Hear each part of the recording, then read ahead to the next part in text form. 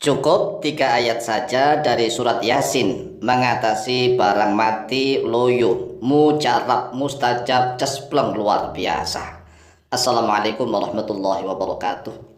Bismillah walhamdulillah wassalatu wassalamu ala rasulillah Sayyidina wa maulana Muhammadin ibn Abdillah wa ala alihi wa sahbihi wa mawalah wa la hawla wa la quwwata illa billah amma ba'd.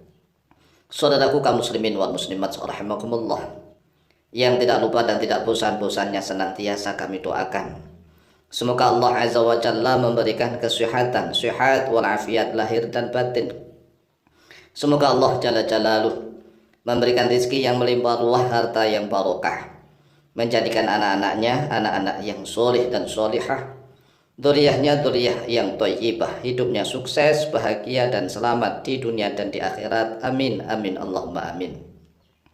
Saudaraku kaum muslimin wal muslimat rahimakumullah, jangan khawatir apabila seorang suami memiliki barang yang loyo yang tidak kerja keras yang tidak kuat, yang tidak kencang begitu.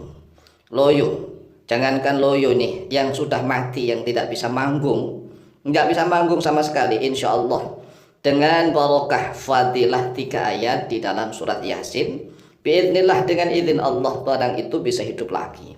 Yang awalnya loyo menjadi keras kencang, mampu bekerja, perang menerjang begitu, pokoknya nerjang tanpa lelah. Surat Yasin, lihat di dalam ayat yang ke-77, kemudian 78 dan 79. Insya Allah mayoritas umat Islam di Indonesia ini karena sering yasinan, maka insya Allah sudah hafal nih. Hanya 3 ayat saja.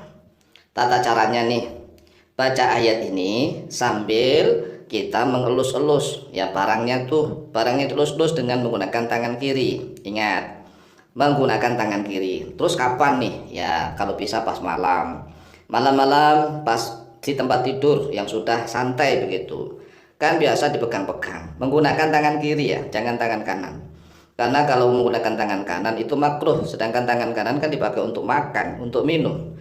Maka tatkala kita mengelus-elus, dilus-elus itu menggunakan tangan kiri kita.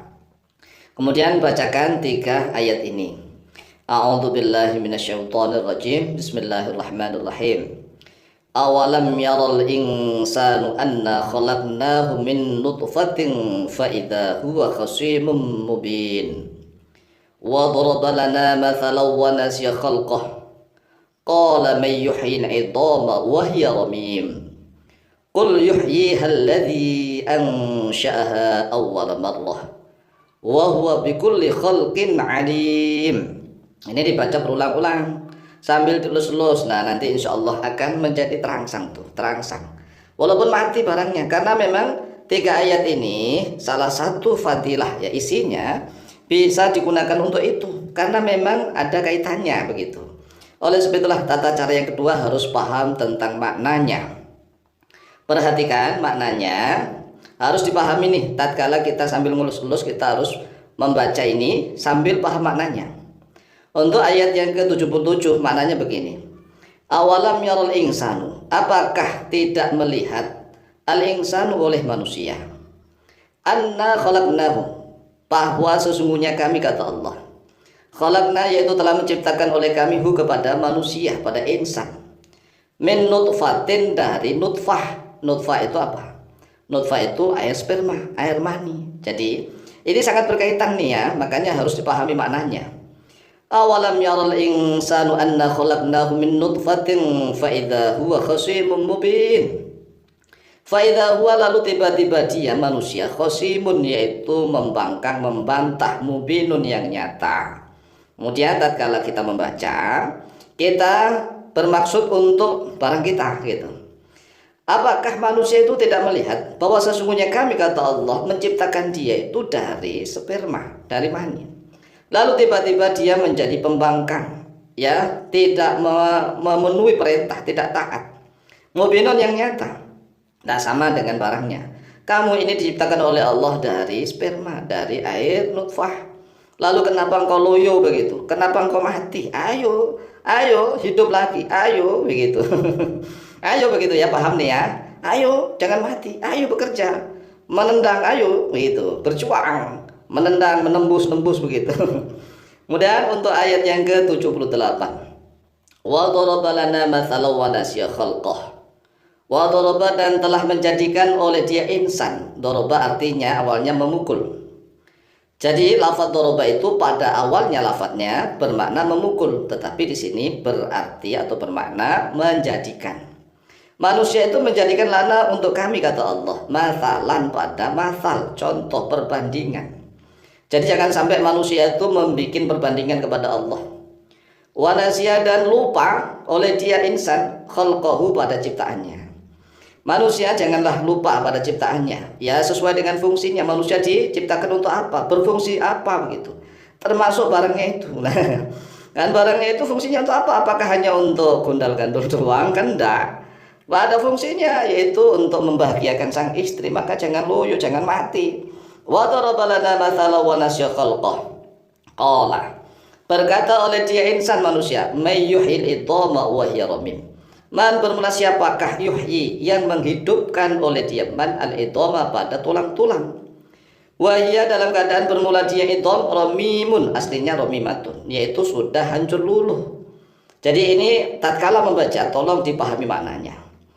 Qala may yuhyil idhama wa hiya ramim. Manusia berkata, siapa yang mampu menghidupkan tulang-tulang yang sudah hancur luluh, berantakan.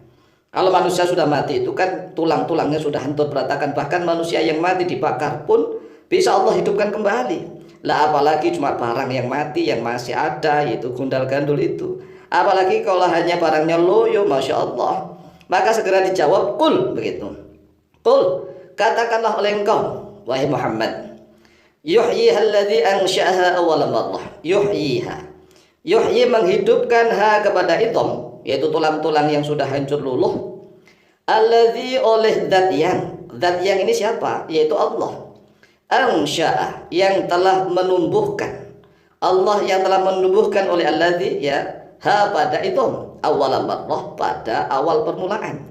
Maksudnya bagaimana? Tatkala kita membaca qala man yuhyil idhama wa hiya ramim, siapakah yang menghidupkan tulang-tulang yang telah hancur luluh? Sedangkan tulang-tulang itu sudah nggak bisa menyatu. Qul, maka katakanlah begitu. Yuhyiha, menghidupkan kepada tulang-tulang itu alladzi, yaitu zat yang maha perkasa, Allah Azza wa Jalla, ansya'aha, yang telah menghidupkan tulang-tulang itu, yang telah menciptakan tulang-tulang itu, yang telah menumbuhkan tulang-tulang itu, awal marrah, pada awal pertama kali. Wa bermula dia Allah bikulli khalqin, pada setiap ciptaan, alimun, yaitu maha mengetahui. Demikian, silahkan diamalkan, insyaallah mustajabah biidznillah. Wallahu ta'ala a'lamu bishawab.